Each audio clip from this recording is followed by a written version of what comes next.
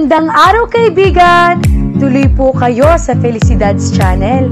Sa mga kwento ng buhay at pag-ibig na hinalukay sa natatagong baul ni Felicidad.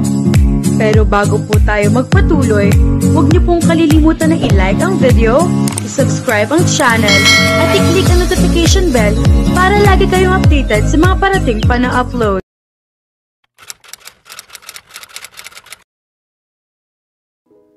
Napaisip si Mia at saka napangiti. Kapag tumatakas siya para magpunta sa party kasama si Kara o hindi kaya naman ay si Dex, ay dumaraan siya sa gilid ng veranda. Doon ay naglalaglag siya ng itinali-taling kurtina para makababa at makatakas. Sa labas kasi ng gate ang hanggan ng veranda. Agad na kumilos siya at kinuha sa ilalim ng kama ang magkakarugtong ng kurtina. Agad na itinali niya iyon sa bakal sa gilid ng veranda at inihagis pababa. "What are you doing?" Manghang tanong ni Dominic sa kabilang linya. "Huwag ka nang maraming tanong. Use it, come here."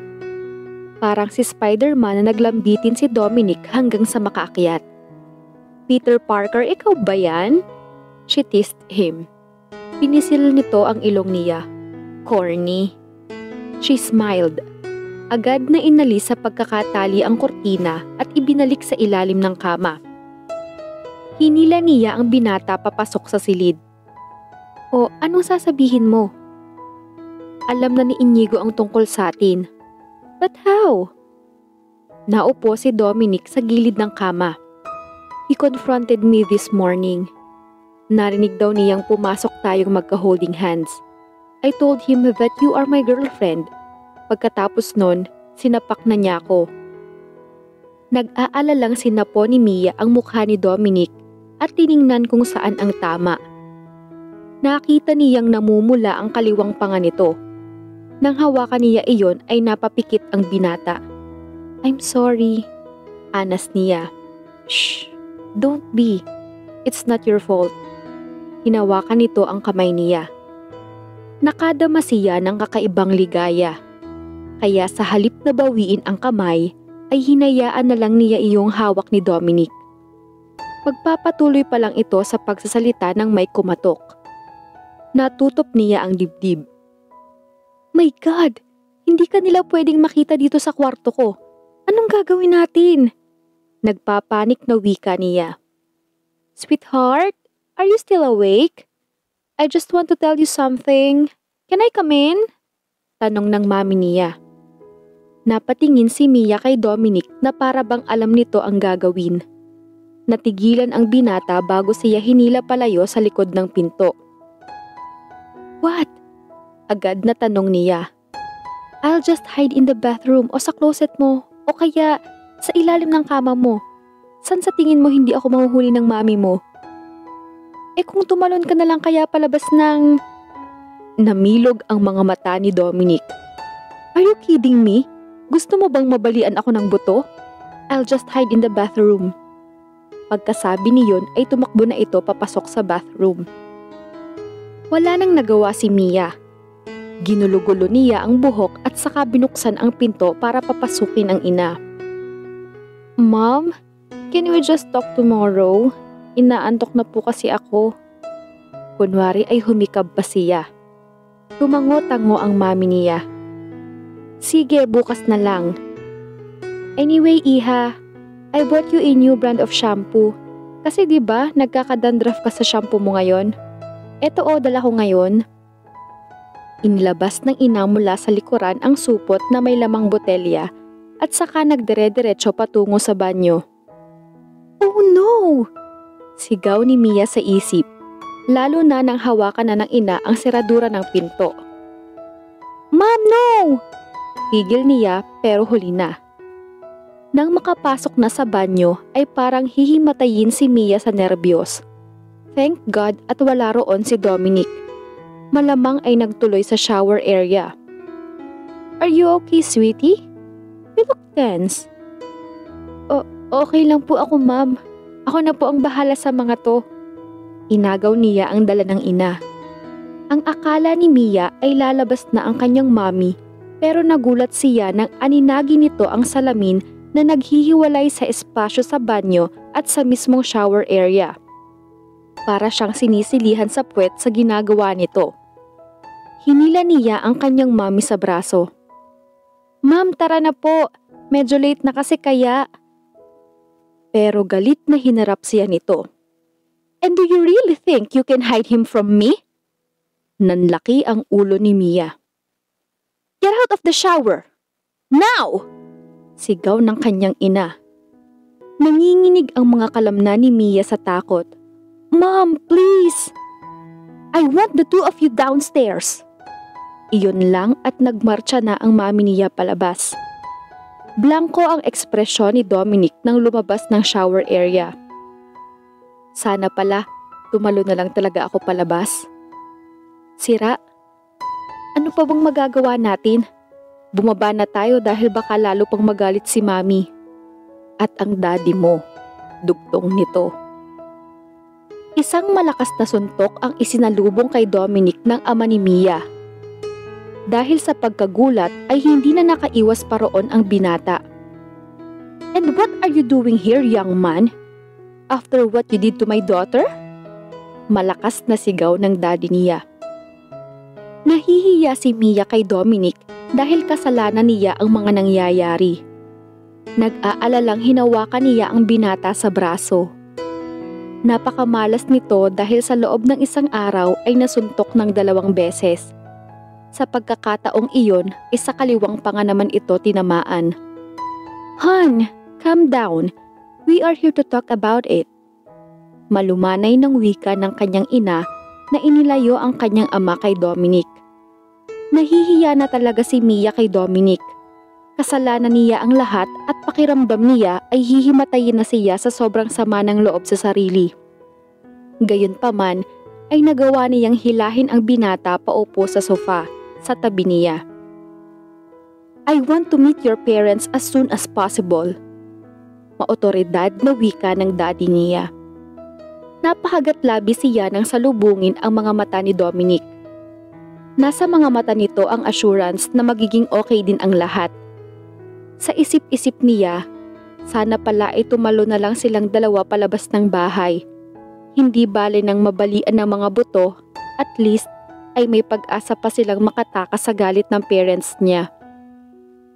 Hindi ngayong parang gusto na lamang niyang hilingin na lamunin na lang siya ng lupa o ng sofa na kinauupuan nila.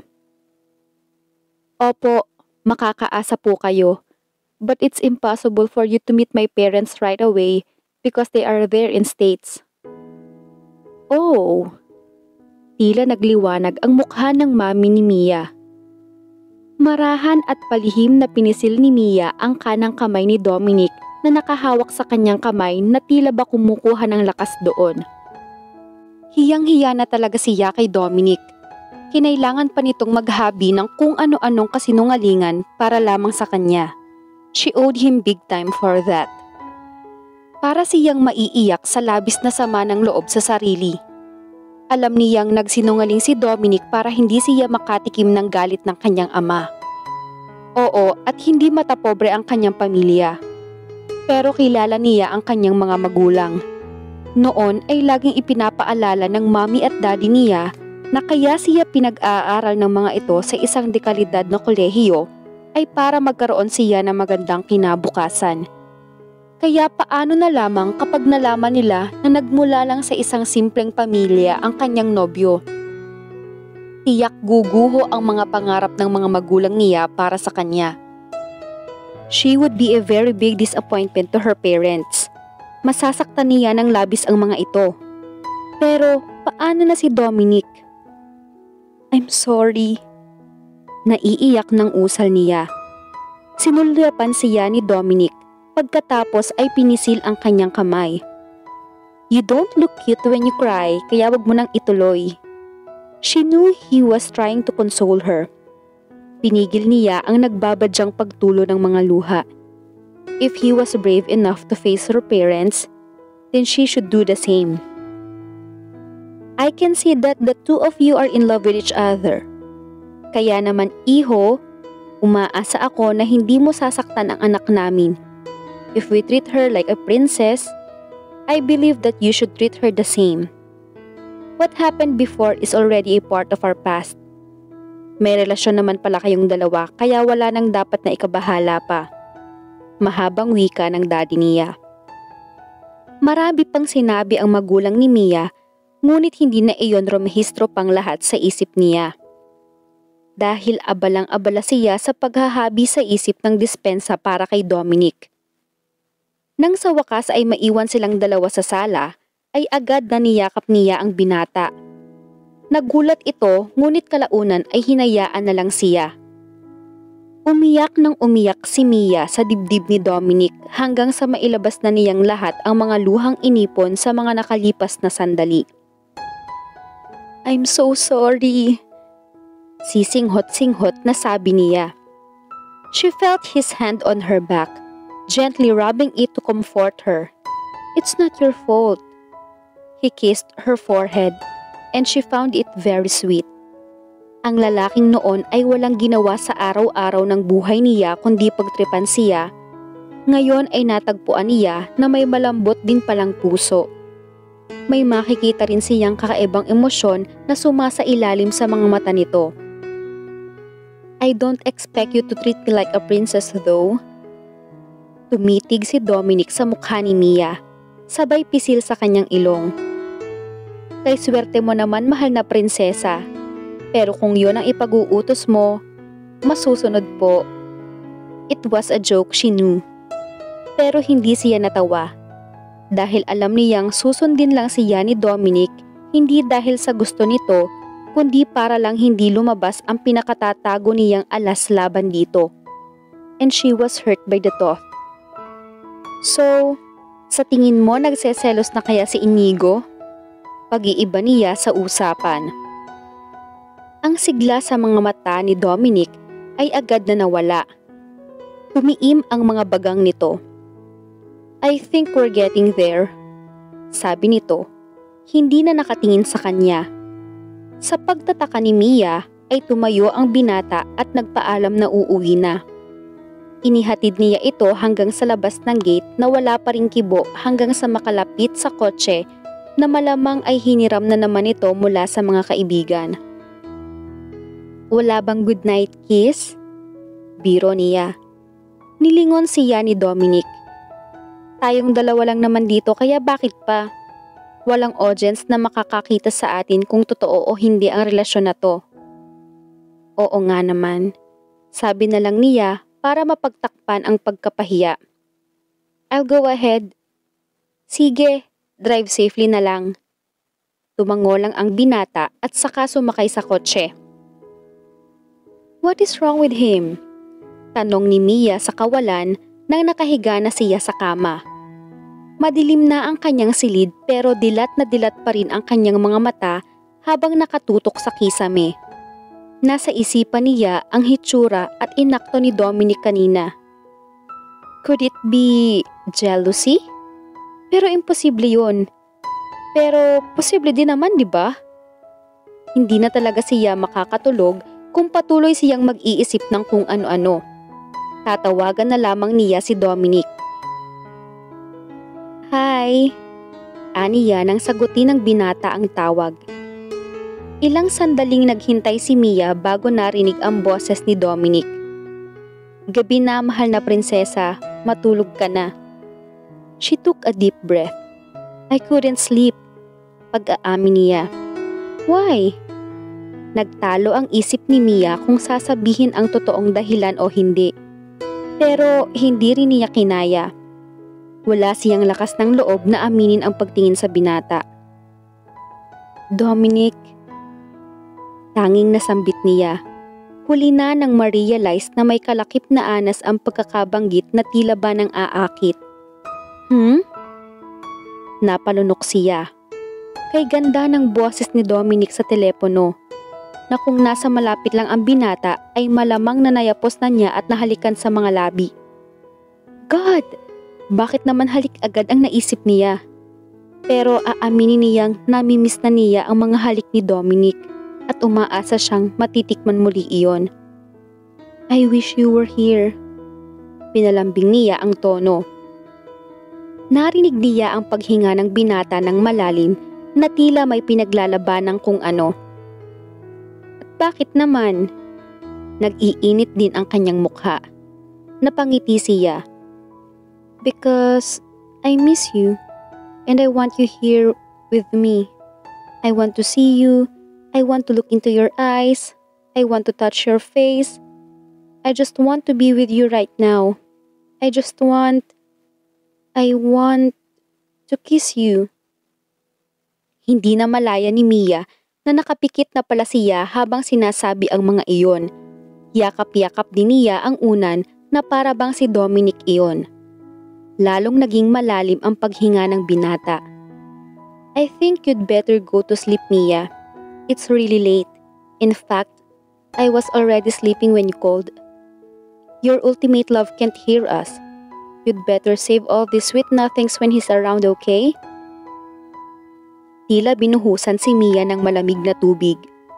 Napilitan siyang tapusin ang tawag kahit hindi nagpapaalam kay Dominic. Tumagos sa kanyang puso ang sakit na dulot ng mga narinig na salita. Hindi siya type ni Dominic. Wala itong kung anumang espesyal na damdamin para sa kanya.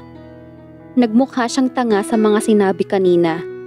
Sa halip na matulog na, ay tahimik na lamang siyang napaluha. Napakahirap sabihin ng mga salitang iyon pero nagawa ni Dominic.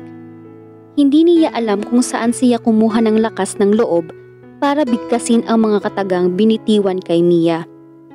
But what he did was the best thing he could do to keep the wall between them.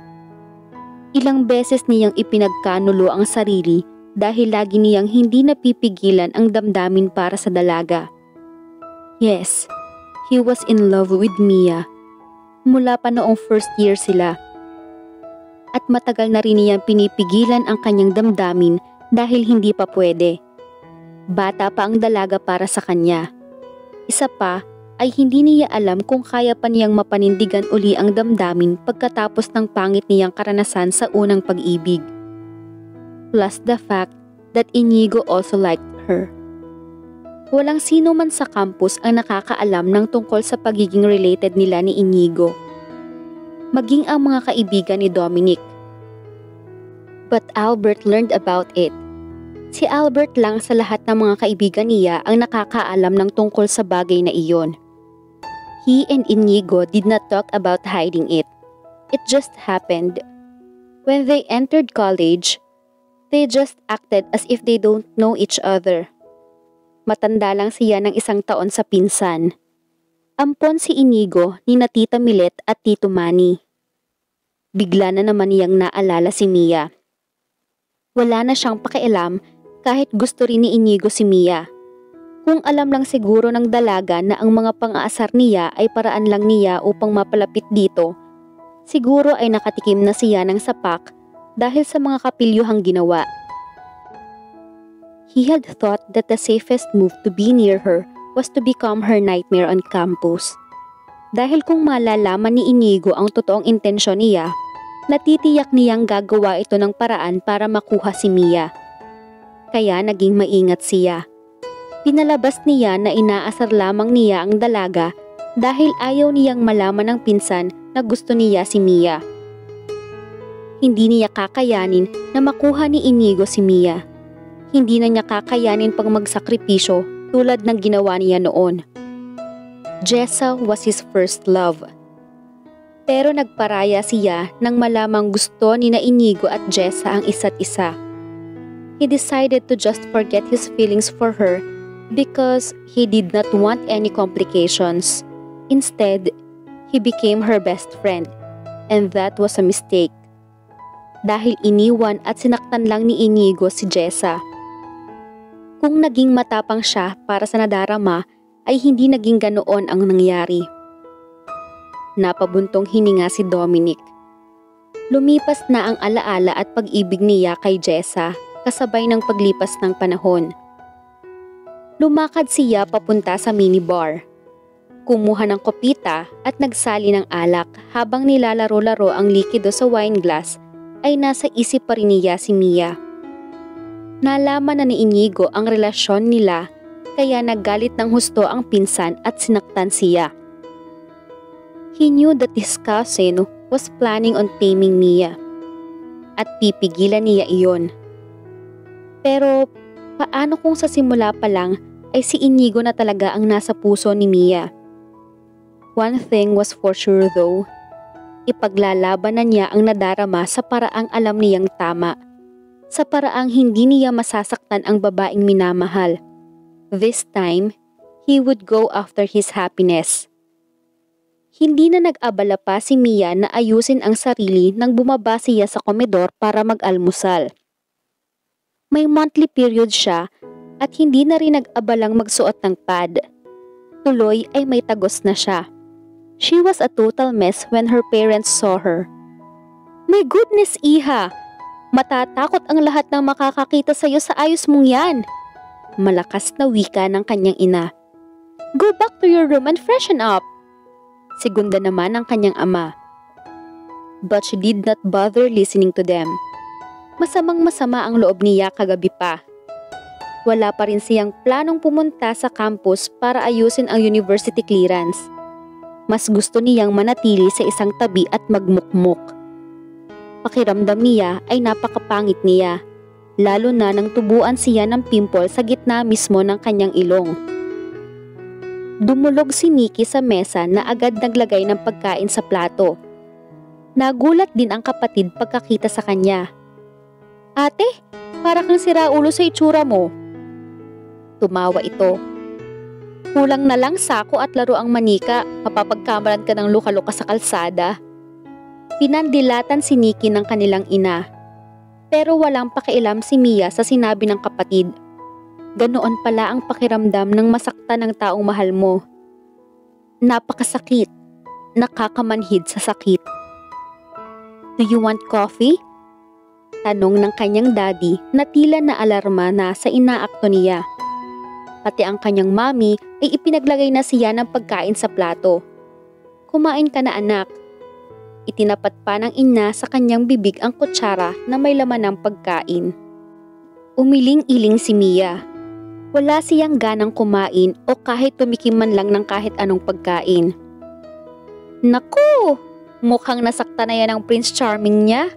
Dalhin na natin sa heart clinic si ate. Ani Nikki. Wala sa sariling tumayo si Mia at parang zombie na naglakad pabalik sa kanyang silid. Halos 1 oras din ang lumipas nang may kumatok sa pinto. Sisi, ako to. Tinawagan ako ni tita. Pwede na ba akong pumasok? Oo. Oh God! What happened to you? Agad na bungad ni Kara pagkakita sa kanya. 2 araw nang hindi nakikita ni Dominic si Mia at nag-aalala na talaga siya. Ni text ay hindi siya nakakatanggap mula sa dalaga. Kahapon pa niya tinatawagan ang dalaga, ngunit laging naka-off ang cellphone nito. What happened to her? He asked himself. He decided to go to her house. Aalamin niya ang sitwasyon ni Mia, and he wanted to see her so much. Sir, pasensya na po. Ayaw ni ate na makipag-usap ngayon sa kahit kanino maliban kay Ma'am Kara. Sabi ng kasambahay pagkatapos maghintay ni Dominic ng halos 20 minutos. Paalis na siya nang may nagsalita. It was Mia. Hi! Nakangiting bati ni Dominic. Hindi sumasagot ang dalaga habang bumababa ng hagdan. Inutusan nito ang kasambahay na iwan sila. What brings you here? Malamig pa sa yelong tanong nito, hindi man lang tumitingin sa kanya. It was the first time he had seen such coldness in her eyes. Nakakapanibago. Babalik na lang siguro ako sa ibang... No, I mean, may sasabihin din naman ako sa'yo kaya dito ka muna. Maaliwalas na ang mukha ni Mia, ngunit ang ngiting ibinigay sa kanya ay hindi umabot sa mga mata. He missed her being jolly. Let's take a seat. Formal na wika nito. She puzzled him a lot.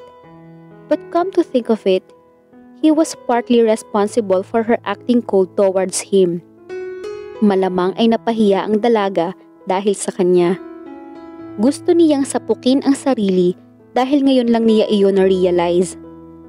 Malamig sa kanya si Mia dahil sa mga sinabi niya noong huli silang magkausap. Dahil doon ay hindi na niya napigil ang sarili at walang sabi-sabing kinabig ito at niyakap. It felt good to be in his arms. At bigla ay nilipad ng hangin ang pagtatampo ni Mia dahil sa mga sinabi ni Dominic noong nakaraan. What is it that you want us to talk about? You owe me a date. Tiningnan siya ni Dominic. Lalo nitong hinigpitan ang pagkakaya po sa kanya na ayaw na niyang isipin kung bakit. Bakit naman? Basta? Demanding ang Ale. Pero sige, dahil ikaw ang aking mahal na prinsesa, magde-date tayo. Lakas maka-love team. Napalingon sila ni Dominic sa may-ari ng tinig. Si Nikki, may hawak pang baso ng iced tea habang pinagmamasdan sila. Todo ang pagkakangiti. Hindi na mukhang luka-luka ang ate ko dahil nandito na ang Prince Charming niya. Buti na lang at dumating ka, kuya. Kumala si Dominic at nilapitan ang kapatid ni Mia. Hi. I'm Dominic Roncesvalles. Just call me Kuya Dominic. Tinanggap ni Nikki ang kamay ng binata at kinindatan si Mia. Nikki na lang, kuya. Bagay kayo ni ate. Gwapo ka at maganda rin naman si ate. Nakangiting sabi nito at saka nagpaalam. Ngali-ngaling habulin ni Mia ang kapatid at kurutin dahil sa huling mga sinabi. Nag-init ang kanyang mukha sa tinura nitong bagay raw sila ni Dominic. Pero bago pa makapagsalita si Dominic, ay inunahan na niya itong sabihin na hintayin siya at magbibihis lang siya. Hilig to the bone si Mia nang makapasok sa kanyang silid. She wore a summer dress that made her look fresh. She also applied on light makeup to complete her look. Hindi nakaligtas sa kanya ang pagkamanghang dumaan sa mukha ni Dominic. Hinding-hindi iyon maitatago dahil bahagyang napaawang ang bibig nito pagkakita sa kanya. Pasimpleng sinuri din niya ang hitsura nito. As usual, nakapolo ito na itiniklop ang mga manggas hanggang siko at tinernohan ng maong pants. Lumapit siya ng kaunti. Palaging mabango si Dominic and she loved the way he smelled, plus he looked neat all the time. And God, he was sexy. Dark, dangerous, and unbelievably handsome. Noon ay sobrang kinaiinisan niya ang binata, pero ngayon ay pulos paghanga na lang ang natitira sa kanyang puso. How could she be blind all these years? She could not believe it. If she only had the courage to tell him what was really on her mind, then maybe, just maybe she would feel lighter. Napasinghap siya nang maramdaman ang kamay ni Dominic sa kanyang braso. Hindi na niya namalayang nakalapit na pala ang binata.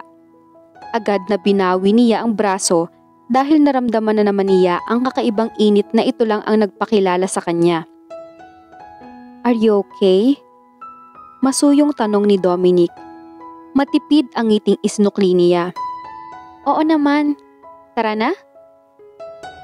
Sa isang cozy restaurant siya dinala ni Dominic. Bagay na ipinagtaka ni Mia. Sinabi sa kanya noon ni Dex na sapat na kay Dominic ang kumain sa mga turo-turo. Kaya, bakit doon pa siya dinala ng binata? Nangutang pa ba ito sa kung sino para lang ma-afford na dalhin siya roon? Sa loob-loob ni Mia ay nagigilty siya. Hindi na iyon kailangan pang gawin ni Dominic. Let's order? Ani Dominic na tila alam na alam ang mga kilos na kinuha sa waiter ang menu. Hinila niya ang polo ng binata para lumapit sa kanya. Sa iba na lang kaya tayo kumain. Mukhang mahal dito eh. Mahinang sabi niya. Ninitian siya ni Dominic at pinisil ang kanyang ilong. Don't worry. Kapag hindi umabot ang pera sa wallet ko, maghuhugas na lang ako ng mga plato sa kitchen nila.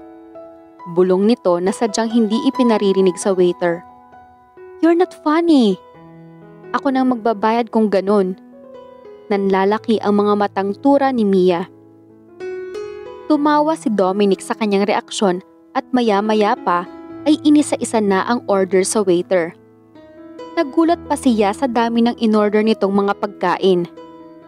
Nang makaalis ang waiter ay hinila na naman niya ang polo nito. Sa dami ng orders ay mukhang kukulangin ang cash niya sa wallet. Sigurado ka ba? Baka Dominic? Is that you? Napalingon si Mia sa babaeng nagsalita sa kanyang likuran. Tumambad sa kanya ang isang matangkad na babae na animo Miss Universe candidate na lumalakad palapit. Napaka-sexy nito sa suot na mini dress na asul na humahakab sa katawan. Dahan-dahang dumulas ang mga kamay niya sa polo ni Dominic. Tumayo si Dominic. Jessa? Nakita ni Mia kung paano umaliwalas ang mukha ng binata pagkakita sa babae. Parang eksena sa pelikula na agad na yumakap dito ang babae na parang sila lamang ang tao sa loob ng restaurant. God, I've missed you. How are you? It's been a long time, Dominic. Ngumiti si Dominic ng ubod tamis. I've missed you too, Jessa. I've been trying to reach you after what happened but... Tumawa si Jessa at kumapit sa braso ni Dominic. Oh please, I've already moved on and I don't want to talk about it anymore. Ikinumpas pa nito ang kamay sa ere. Napaka-wrong timing naman ang muling pagkikita ni Jessa at Dominic. First date pa naman nila ni Mia. Ito namang si Dominic, kitang-kita ang pag-aliwalas ng mukha pagkakita sa first love niya. Meron na naman bang hahadlang sa nagsisimulang pag-iibigan nila? Alamin natin sa susunod na kabanata. Abangan!